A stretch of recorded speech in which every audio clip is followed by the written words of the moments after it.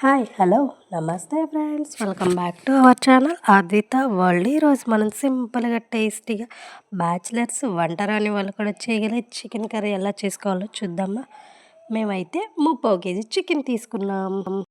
3 KG చికెన్కి 4 పెద్ద onions ముక్కలుగా కట్ చేసుకొని వేసుకున్నాం. 4 పచ్చిమిర్చి కట్ చేసుకొని వేసుకున్నాం. మేము అల్లం పేస్ట్ కొంచెమే ఉందని చెప్పి ఇందులో కొన్ని అల్లం ముక్కలు కూడా వేసుకొని మెత్తగా మిక్సీ పట్టుకున్నాం. ఇది మిక్సీ పట్టుకున్న తర్వాత పొయ్యి మీద ఒక గిన్నె పెట్టుకొని అందులో ఆయిల్ వేసుకుందాం. చికెన్ కర్రీకి ఆయిల్ ఎక్కువగానే ఉండాలండి. నాన్ వెజ్ కర్రీస్ ఆయిల్ ఎక్కువగా ఉంటేనే టేస్టీగా ఉంటాయి. ఈ ఆయిల్ అనేది బాగా హీట్ అవనివ్వాలి. ఇది బాగా హీట్ అయిన తర్వాత బిర్యానీ దినుసులు వేసుకుందాం.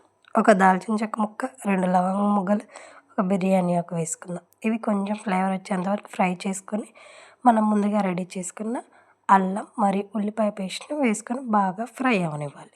ఇది బాగా ఫ్రై అయ్యేలోపు మనం చికెన్ని 4 to 5 టైమ్స్ నీట్గా వాష్ చేసుకుందాం. ఈ పేస్ట్ అనేది ఎంత ఫ్రై అయితే అంత టేస్టీగా ఉంటుంది మన చికెన్ కర్రీ.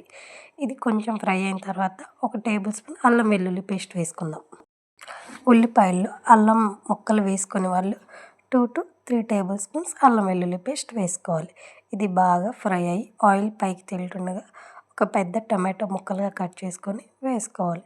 ఈ టమాటో అనేది మెత్తపడి బాగా ఫ్రై అయిన తర్వాత మనం నీట్గా వాష్ చేసుకున్న చికెన్ని వేసుకోవాలి.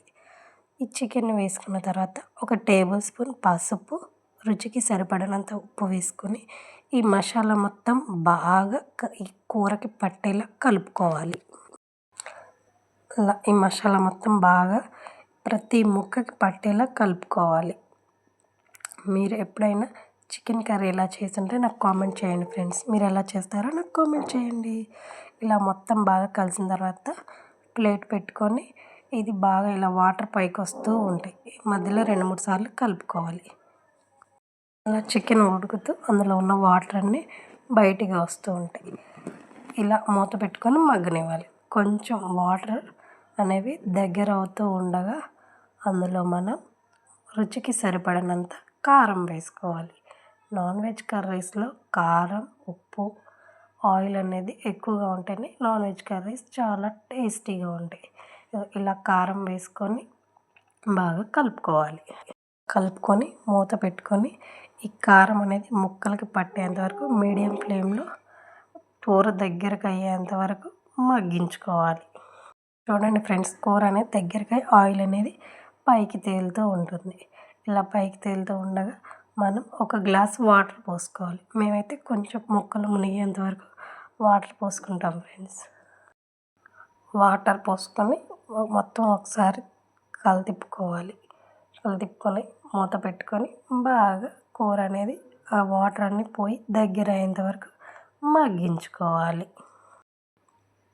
ఇలా మగ్గిన తర్వాత అందులో మనం ధనియాల పొడి వేసుకోవాలి. ఈ ధనియాల పొడి వేయగానే కూర టేస్ట్, కలర్ అన్నీ చాలా చేంజ్ అయిపోతాయి ఫ్రెండ్స్. ధనియాల పొడి వేసుకొని ఒక 5 మినిట్స్ మగ్గించుకోవాలి. ఇలా మగ్గిన తర్వాత మనం కొత్తిమీరని సన్నగా కట్ చేసుకొని వేసుకోవాలి. ఇలాంటి సింపుల్ రెసిపీస్ మరెన్నో ముందు రాబోతున్నాయి ఫ్రెండ్స్. ఇవన్నీ మీరు చూడాలనుకుంటే మన ఛానల్ని సబ్స్క్రైబ్ చేసుకోండి. కొత్తిమీర వేసుకొని లాస్ట్లో 1 నిమ్మకాయ అనేది పిండుకోవాలి. ఈ నిమ్మకాయ పిండిన తర్వాత మన కర్రీ టేస్ట్ ఉంటుంది, చాలా ఎమ్మీగా ఉంటుంది. చూసారా మన ముక్క అనేది ఎలా ఉడికిపోయిందో. దీన్ని వేడి అన్నంలోకి సర్వ్ చేసుకొని తింటుంటే ఆహా ఆహా ఏమి రుచి అనాల్సిందే. బిర్యానీలోకి, చపాతీలోకి, పూరీలోకి, వైట్ రైస్లోకి, దేంట్లో అయినా చాలా టేస్టీగా ఉంటుంది. మన ఛానల్కి వ్యూస్ వస్తున్నాయి కానీ సబ్స్క్రైబ్ చేసుకోవట్లేదు friends. So please do like, share and subscribe to our channel Advitha world. Bye bye friends.